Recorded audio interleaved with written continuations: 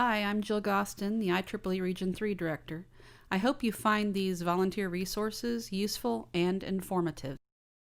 This is one of several modules which provide training and informational resources for individuals serving in volunteer roles at the IEEE region, section, and chapter level. In 2020, our annual Region 3 conference had to be canceled due to COVID-19. Because of that, we quickly decided to go virtual.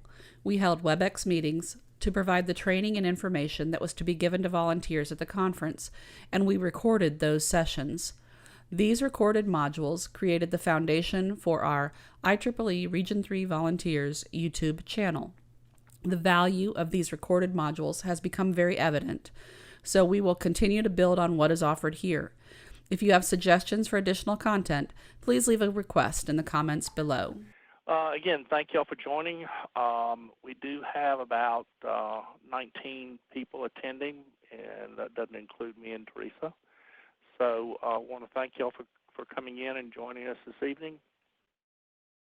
What I want to get to is the review of role of section and chapter officers 101.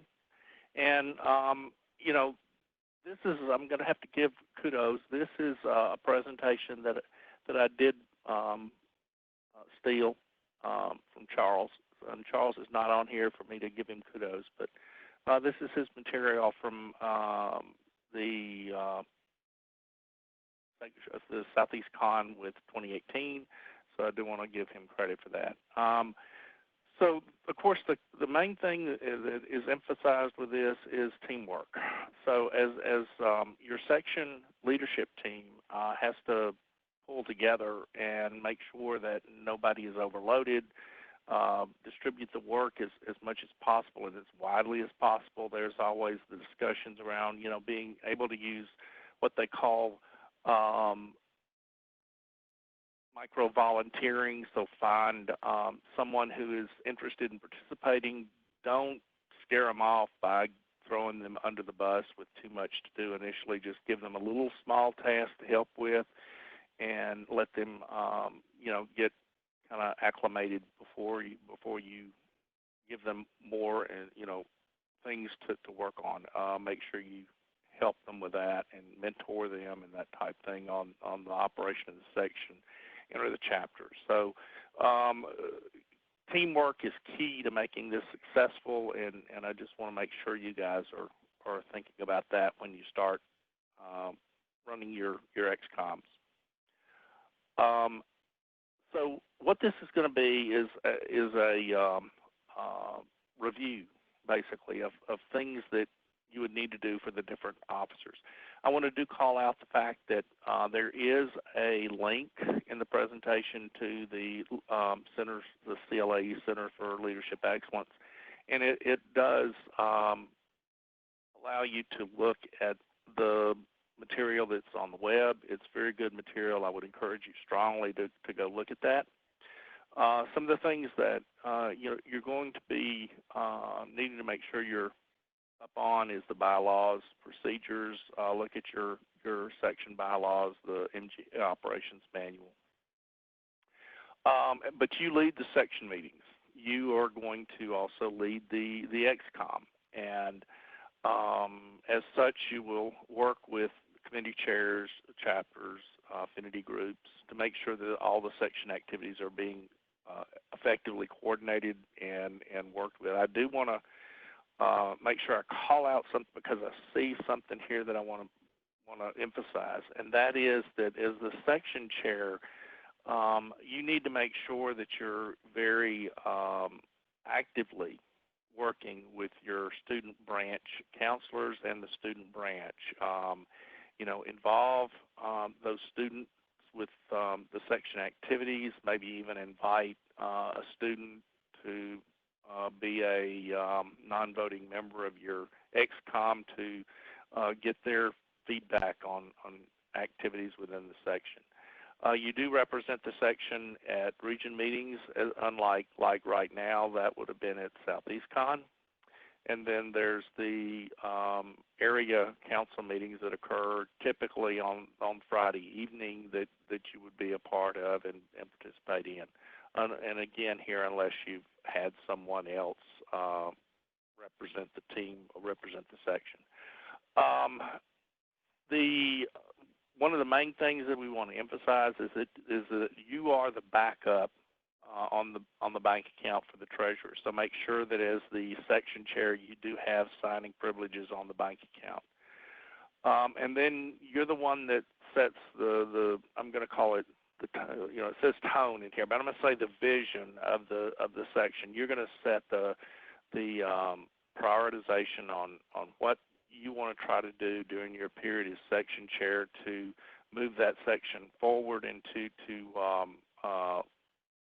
plan for what you want done your period of time as the section chair, and then also setting the foundation for your vice chair, and of course you'll be working with him on that. As far as the vice chair goes, the vice chair, of course, acts as the chair in the absence of the chair. Has to be familiar with all the policies and everything, the material related to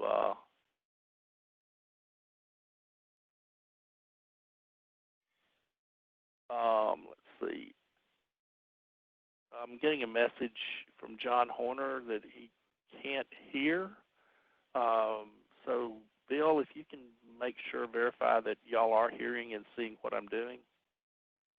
I still got you, Mark. Okay, good deal.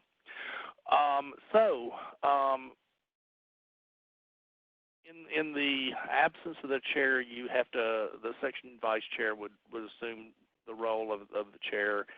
A lot of times, the vice chair is the program chair for the section, so he's the kind of the person that takes that responsibility off the chair. He is the one that goes out, works with various members, and I would even encourage you. I know in my section that the program chair has a committee, and those people on the committee are kind of broken out by discipline. So there's a person who is with the power company, and he kind of looks for programs that would be of interest to members that are in that power industry. The same thing goes for Computer Society and Communication Society, and if you have another active I guess you'd say society group, you would try to incorporate any kind of meetings that would be of interest to that group.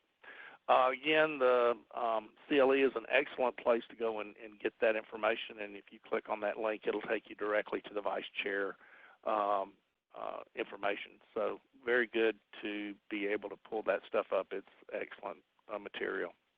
The section treasurer is responsible for making sure that you're monitoring the bank statement, the activities, the financial activities, preparing an annual budget, getting the budget submitted to the XCOM for approval, makes regular reports of the section finances, and then he coordinates with IEEE headquarters on the annual financial report, and is, of course, the primary signer for the bank account. Again, I want to say again, make sure that the section chair is on the bank account.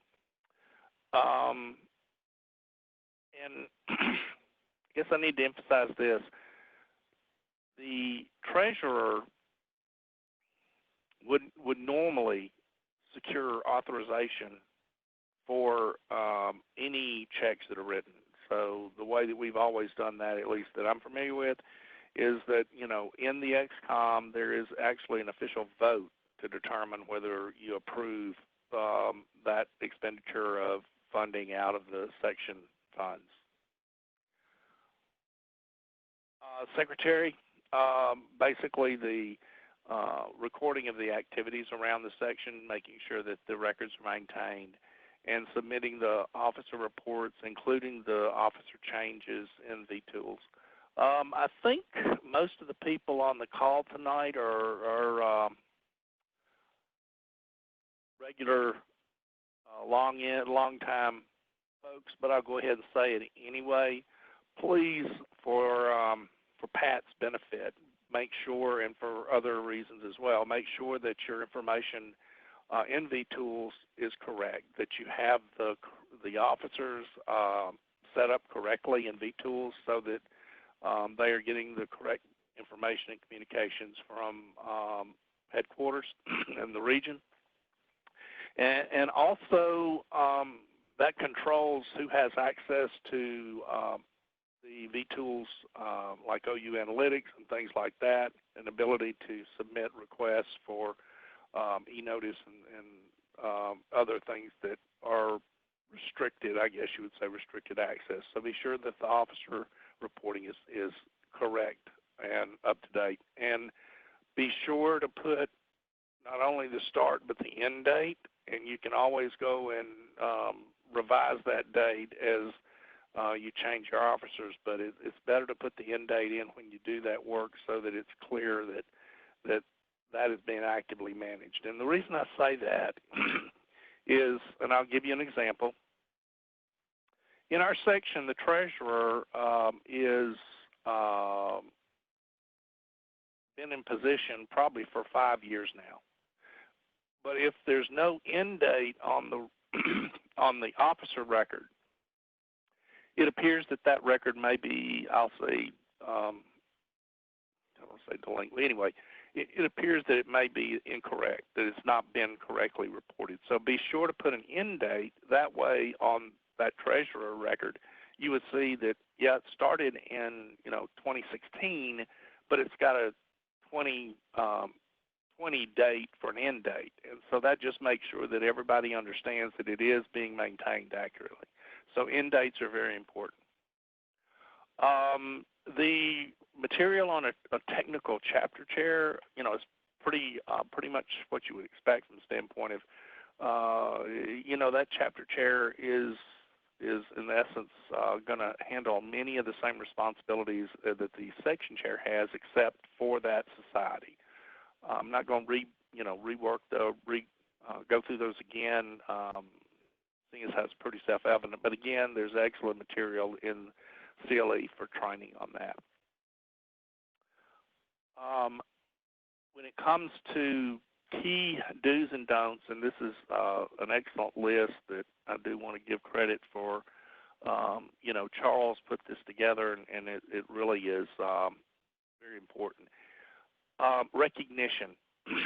Number one thing with any type of group, I don't care whether it's at work, anywhere, a service club, your kids, is recognition. Be sure to say thank you and recognize, and tell people you appreciate what they do and thank you, and, that they help the section be successful. So recognition, awards where they're appropriate, where you feel somebody has really done an excellent job on something, be sure to call that out.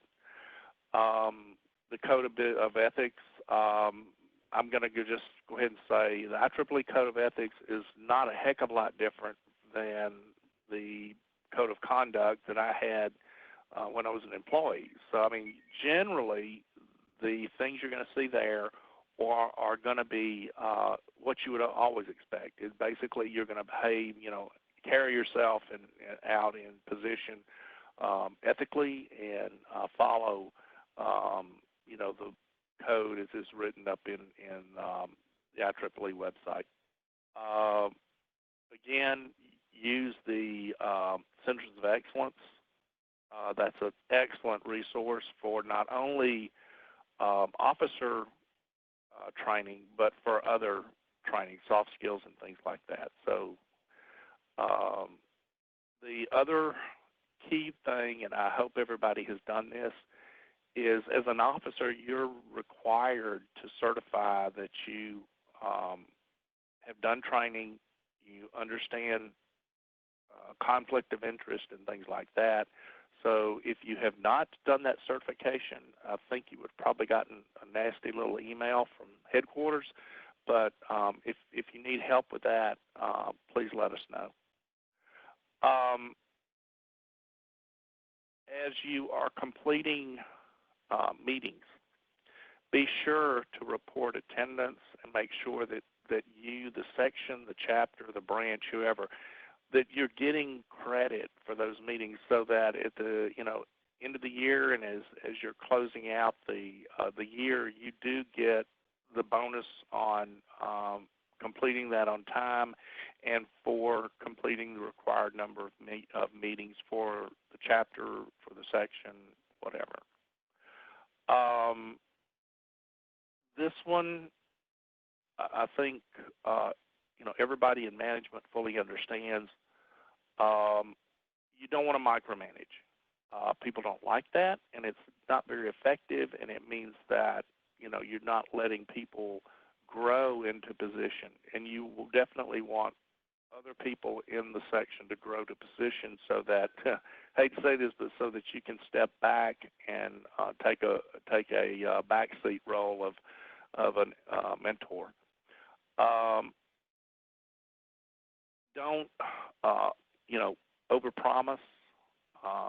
Don't allow volunteers to overcommit.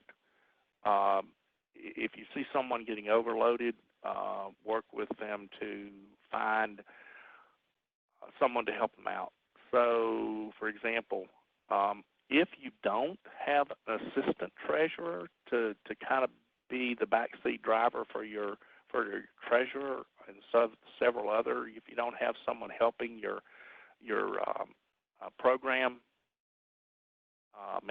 program coordinator to get your section programs done, find some help so that there's somebody trained and aware of how things are done whenever that person needs to take a back seat and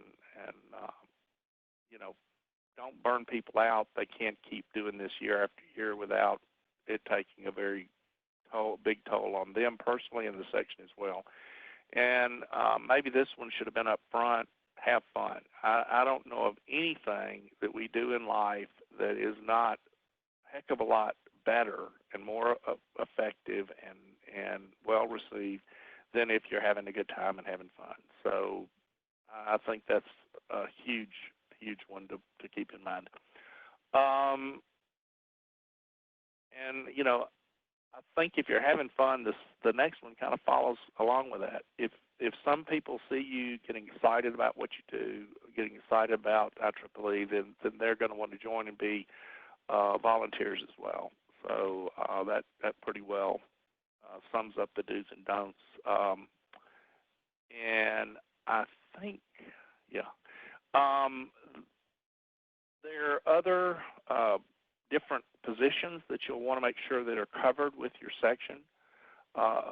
Professional activities, PACE chair, student activities. You want to make sure somebody is kind of working with your branch counselor and with your branch officer group, the chair primarily. You want someone looking out as a recognition person to say, okay, I've seen this person doing a great job. We probably need to consider recognize them, nominating them for an award. The member development chair is very important. And I'm going to get on my soapbox real quick, and I'm trying to make sure I'm not using too much of the time. You need to make sure that you have somebody who is really strong when it comes to social media and the web and a website. We're going to be working on that and focusing on the fact that in this time of COVID, that reaching your members through social media and engaging with your members through a website that helps them be more active in the section is critical. So please make your website and social media a priority for your section. And then OU Analytics, if you need help with that, either myself, Bill, Charles, but myself and Charles primarily, you can call Bill and tell Bill that Mark and Charles aren't doing what they need to and to hit them on the head, that type thing. But newsletter editor, I just noticed that one. The newsletter kind of, to me, has kind of taken a backseat because really your newsletter ought to be the website.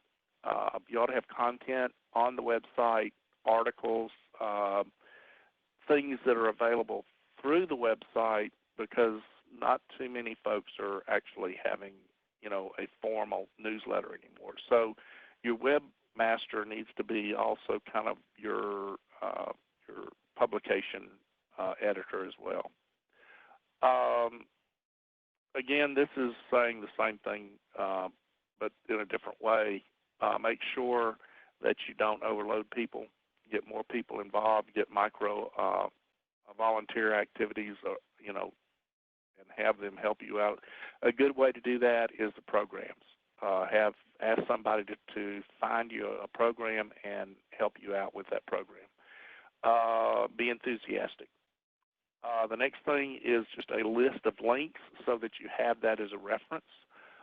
It will help you, with if you ever need anything. This is a good place to start with this list. So I want to emphasize, go to this list and bookmark it. Take these, and if you have an IEEE folder in your web browser, bookmark these under your IEEE folder. And that's the end of the discussion. I think if I do this correctly, I'm going to unmute everybody. So does anyone have any questions? And otherwise, I will turn this over to Teresa and let her have time to shine. Anybody have any questions?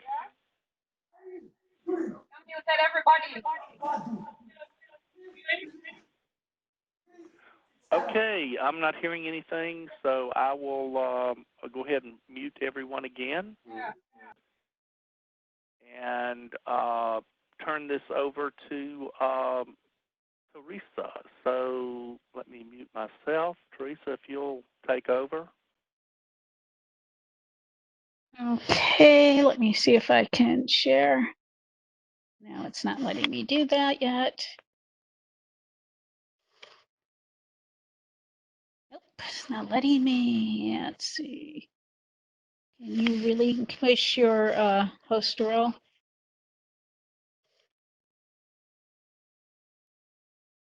You should have the ability to present now. Yes.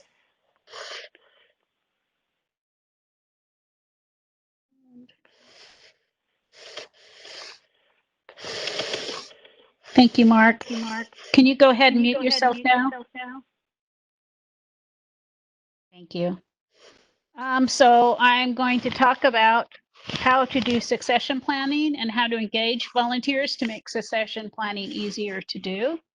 So what we'll talk about today very quickly is why we should do succession planning, how to get volunteers to engage, and why don't people volunteer.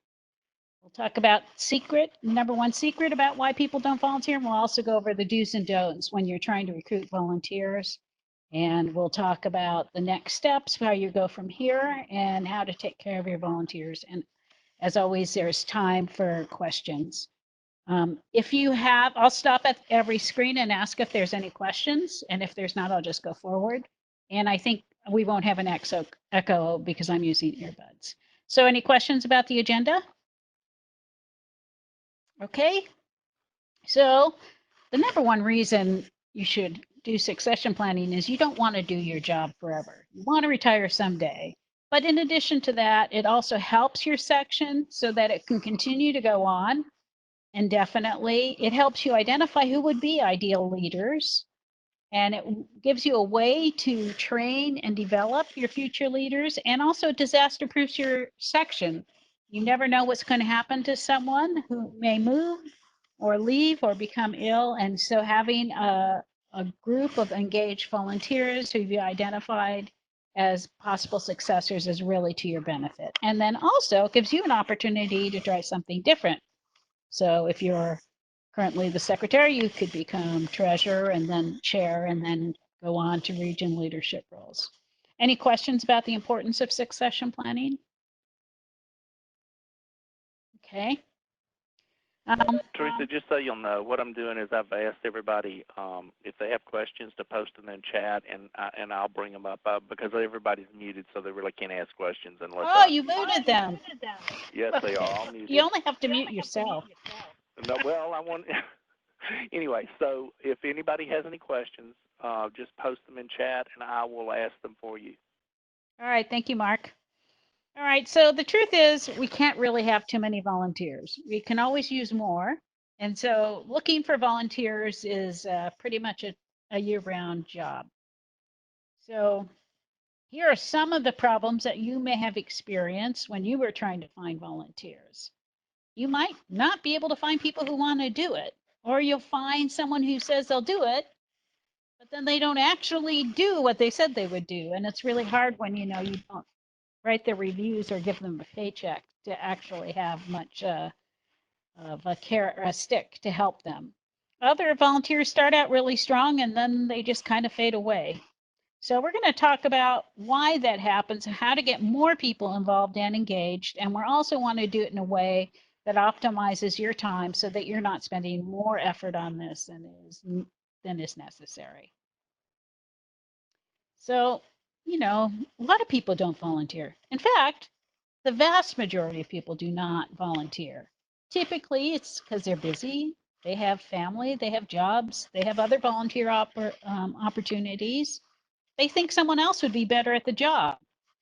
They don't even know what opportunities there are, and they don't really see what they might get out of it. They think the time commitment could be too huge. They see existing volunteers burn out, maybe think, maybe they're not interested. But mostly nobody asks them. The number one way to get a volunteer, and this is not a trick question, is just to ask. And an announcement is not an ask. Posting an email that you send out to everyone in the section asking for volunteers is not recruiting. It is not effective. And as I said before, the vast majority of people do not volunteer. People want to be asked, so ask them. And I'm going to give you a very particular example that occurred in the Atlanta section. We did our annual general call for volunteers for people to serve in executive officer positions. And so this was what we put in our monthly newsletter, and we got no responses. It's not quite accurate that the current chair said he would serve again. The current secretary said he would serve again, and so did the current treasurer, but nobody volunteered to be vice chair, and nobody new volunteered. So then I sent this email to one of our members, and it's very clear. I identified him and explained what the situation was in terms of the other officers. I pointed out that I thought he was doing a great job as a chapter chair, and I thought he would be good in a vice chair role, and I would be happy to answer any questions. And I thanked him, and he said yes. So it was a personalized email. And if you think about what's in it that's important, it's these items. I didn't say it would be a good job. I said you would be a good job, him specifically because of his experience in leading one of our chapters. I also let him know that he wouldn't be doing it by himself. He would have an experienced team supporting him. I also let him know that any one of the officers and the nominating committee would be happy to answer any questions. And of course, I thanked him for all the work he's already done. And it worked. So I think when you ask someone, it has to be very personalized, and it has to be why you think that person would be good, not just, hey, would you do this? I think you would be great in this role for these reasons. And here's what's cool about it. And can I tell you more about it? I keep saying but in fact, it's a team effort. We have a nominating committee. And so you really want to have all the volunteers brainstorming together who might be eligible, and then assign members of the committee to reach out to the people we think would be good and ask them personally. And that will make it much easier, and it won't feel so overwhelming. We use the analogy of engagement, and I think it's kind of good. It's sort of like dating. We don't plan a wedding on your first date. In fact, if you're planning your wedding on your first date, I think you're unlikely to get a second date. So you don't want your first time you interact with someone and request a volunteer to be a long-term commitment. You want it to be something short, a simple job for one event, and just to see. So don't ask for, would you serve for 2 years as secretary? The first thing would be, can you help us out with this meeting? So I guess what recent research has shown that people really want to help, but they have limited time. So they really want to work on very small tasks. So it could be a small technical task like reviewing a program or preparing a flyer, or if they're into IT support, helping with the website. Or if there's someone who does a lot of program management or logistical stuff, they can help you order catering or set up a venue. Or it can be just simple as, could you help me set up the tables before the meet speaker gets here? So it's all these tasks are very short time and very easy. And, some people will say no, but a lot of people will say yes because it's short and easy. So that's why we say to use the event method. Your events should be something that someone's excited to participate in, and you'll see if this person is really someone that you can depend on. And over time, at these small tasks, you'll understand how good and where the volunteer's strengths and weaknesses are, and that will help you choose how you want to go forward with the volunteer. We do have in Region 3 a nice cookbook of different events that you can hold, and the requirements to hold the event in terms of the things that have to be done. And so it's already broken up into small tasks that you could ask volunteers to do. So I encourage you to take advantage of that. Commitment is a life cycle. When I started, I just volunteered to help out with employment assistance. And I did that for a while. I moved on to PACE, and then I became an officer in the Atlanta section, and then served on the Region 3 committee, and now I'm director-elect. So it was just, if someone had said to me at the beginning, you really should consider being a director for the region, I would say, I think I really don't have time for that. No, it's not for me. But you just work your way up. And so I think it's like any relationship, you start small and you build up. So when you find out that someone is good at a job and they enjoy it, and you can give them more opportunities to contribute, they will take it. Also, just like dating, you should learn to take rejection. It's not you, it's them. And sometimes you give up when someone says no. But, it's not that no is not never. It could be just it's not right now. Ask again in the future. And I've done that before, and I've gotten a no again. It's like, I know you've been really busy. I don't know if things have changed, but if they are, we'd love to have you. Sometimes someone will say no, but say, I could help do this other thing. So that's fine. Let meet people where they are and what they want to do. You'll know when it's time to stop asking. It will become clear.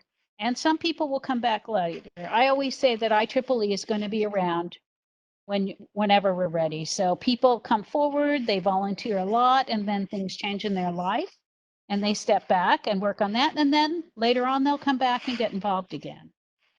And that's exactly what I did. When I first moved out to the Atlanta area, I got involved with the Atlanta section and was involved for a couple of years. And then when I changed jobs and it wasn't so easy to get to the meetings, I didn't stay involved for a few decades, and then I came back. So I think this is very common, particularly when people retire and they have more time.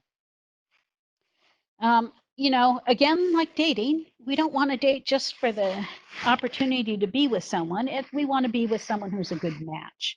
And it's the same thing in a volunteer. Focus on what you need and what the volunteer can do and what the volunteer is interested in. And then you can form a relationship volunteering. And ask them what they're interested in. And if you know what they're interested in, you can think of things that they might happen. But if you just say, please do this, we need it, they're not going to be a long-term volunteer. So play to people's interests. You know, a lot of people in IEEE, all their volunteering is within their chapter and society because they're really focused on the technical, and that is fine. Others are purely in the geographic area, and that is fine. And some do both. And, you know, we don't have enough volunteers, so we'll take them where they come. So when I say being people driven, you want to think about what position do we need and what does that role involve and who is the right person to do it. So it's really about how do these two things fit together, the jobs that we need filled and the people that we have.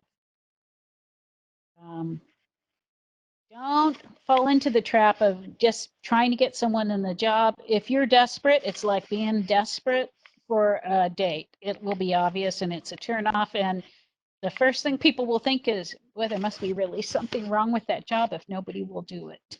So I think, I certainly thought this was true at work. It's better to have an empty role than have someone who is a bad fit, because we think stuff is getting done and it's not. So I think it's worth the time to build a relationship and understand the role and make sure you have the right people in it. So as I said, we're looking at the title, and you want to make sure it's very clear what the person's going to be doing. So I think that Mark did a great job describing officer positions, and you can fill that out. I know that when Jill was chair of the Atlanta section, she had all of her officers write up a description of all the duties we performed in our section so we could leave it for our following officers. And it was very helpful when, as I moved up through the officer positions, to take advantage of those write-ups, and they're still being used today. So provide all this information for your volunteers, and then ask them if they, as they do the position, to own that document and edit it if they think things need to be changed or added. And so that they are leaving their mark on the position and they know that that can be passed on to someone else. So the next steps is I'm encouraging you to do it, to start looking at people in your organization that seem to be good matches for positions you have, and ask them if they would be interested. Talk if you're on a nominating committee, talk to the other members. Officers should talk to each other about your chapter chairs and talk about what short-term positions and projects you could give people, and share a pool of contacts so that you know, and keep reviewing what positions are needed, and don't be afraid to split things up and change them. I think it will really. You really want to take care of your volunteers if you want to keep them. We don't pay them money, so we have other ways that we encourage them and show them that we care. We give them lots of duties. They don't want to make them just do the same thing all the time. And as I said, in updating their duties and responsibilities, give them some freedom to make the position their own. If they seem to be burned out, help them find their replacement. It would be better for them to transition, do a nice transition to then just say, I'm done. And then we should recognize and reward them. And there's lots of ways. Some of these seem kind of cheesy, but I'm not going to lie. When I got awards for volunteering, it made me feel good. And even though I knew it was such an obvious me volunteering, it worked. I kept volunteering. So go ahead and do write-ups. Give awards to your volunteers who are coming through for you, and make sure they feel the love. And they will want to keep doing more for you. So this was my last slide. So if you have any questions, I guess Mark will read them to me.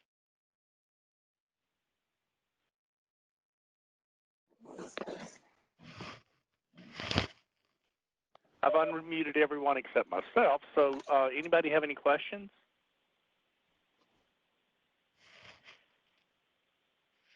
Let me intercede here. This is Bill Marshall. I want to say to Mark, mute yourself. Hang on, let me remute everyone.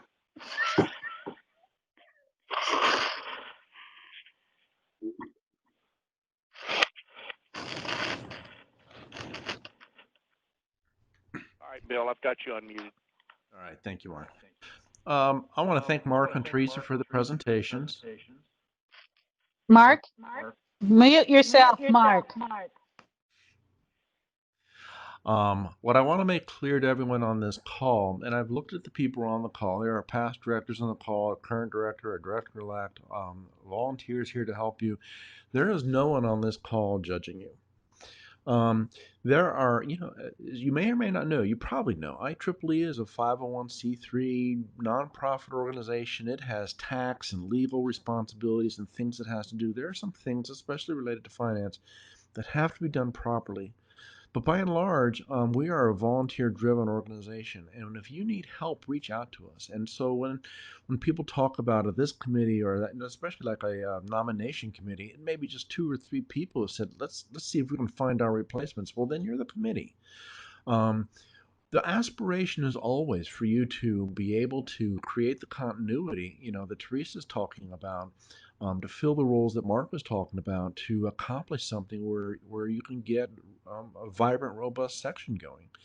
But I know that various sections out there are in various stages of that development and health, and we're here to help you. We're not going to, I don't care if you call it a nomination committee or what you call it. We're here to help you with the process, to flesh it out, to make it robust. And so I just wanted to make sure everyone was encouraged by what Mark and Teresa presented, because I picked up that what they're really trying to help. So that's all I want to say, Mark. I'll open it up for questions or for follow up by either you or Teresa.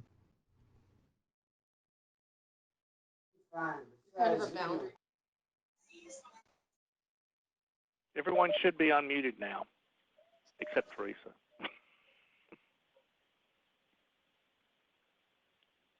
All right, guys. Bill, I guess you might want to close, or if there's anything else. But I do want to emphasize, Teresa hit it on the head. You've got to ask for help, and that's what the Section Support Committee is here for. So if you need any assistance, please let us know. So I think this is Jill. Yes. Okay, I just want to, first of all, thank both Mark and Teresa for presenting. I think this is, as volunteers in leadership positions, this is, both of these are about kind of our hardest role, which is finding other volunteers and helping them understand what those positions are and helping them see where those positions can lead them to, they can impact their career. So I think these 2 presentations were very good tonight. Thank you both for doing them.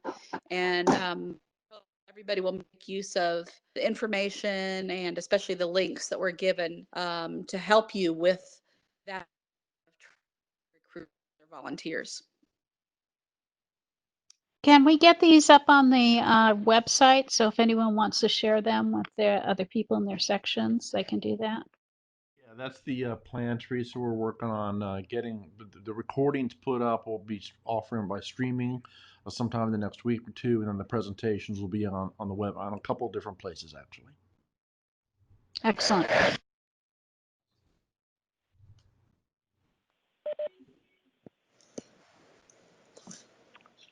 So you got time for a Bill, question? you ready for me to shut down? No, I think Dave has a question. What was that, Dave? Okay. Yeah, I was gonna ask Teresa. Mark, you may want to. I was gonna ask in succession planning, do you recommend officer succession, meaning first secretary, then treasurer, and then move up to vice chair or chair, or do you recommend leaving that flexible and just filling the positions each year? I really recommend moving up through. I think you learn a lot in each position. Sometimes it gets a little difficult to do because someone will drop out and not want to do a second year, and then we just have to pull someone into that one position where everyone else wants to do their second year. I found that the first year I'm still figuring things out, and then the second year I really hit my stride. So yeah, I would not have wanted to be chair without have serving as secretary and vice chair. I did not serve as treasurer. but I did the other 2 positions and it was very valuable. Thanks. Is anyone else? Let's see, Christopher, do you have a question? Hey, Christopher, no question for now. I'm impressed with your position. Thank you. You're very welcome. Thank you for saying so. Yeah. Talking from Jamaica. Ah, yes. From Jamaica, yeah. Excellent. Good. Does anyone else have any questions, or should we let everyone go to bed a little early? Or am I just showing how old I am?